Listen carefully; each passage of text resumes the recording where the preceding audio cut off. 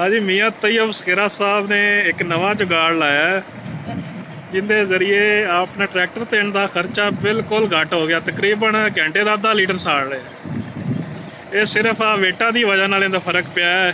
बड़ा इन्ना मेहनत करते ते जुगाड़ लाया है।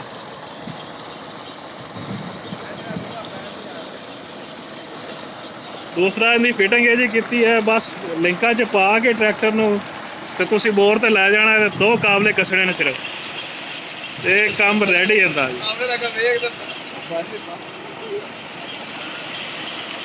आ देखो जी, आ सिस्टम है जी। आ नरगट पैप लग्या जी, इहदे विच लचक हैगी है। फिर अगां जाके पुलियां दे नाल इन्हां दी कसाई हुई है। वेट लगे हुए ने, वेटां दी वजह नाल इहदे जिहड़े चक्कर ने वो पूरे हो जाते हैं।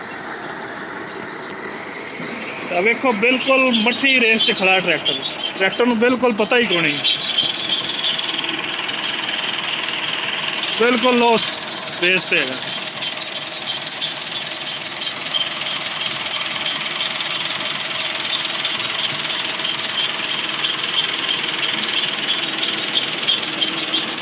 चेक करो ट्रैक्टर की आवाज़ चेक करो, बिल्कुल स्लो स्पीड पे, बिल्कुल मट्ठी रेस।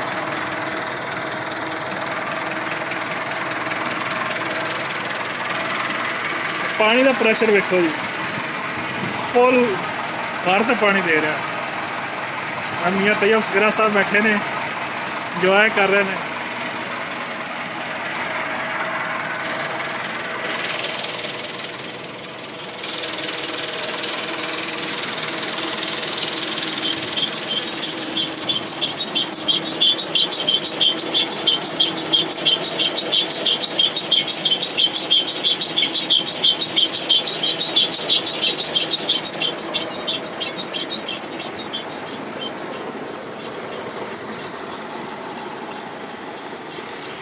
हाँ जी मियाँ साहब, कितना खर्चा कर रहा है ट्रैक्टर?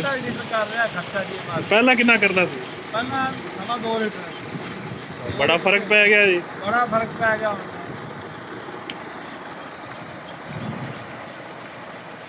तो दिहाड़ी का 5-6 लीटर ट्रैक्टर तेल खाता है बस। सही।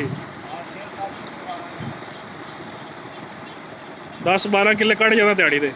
10-12 किले नहीं करता, 4 किले 5 किले खा लेते हैं। सही सही सही। चलो जी, बड़ा फर्क है जी, बड़ी बचत है इहदे नाल।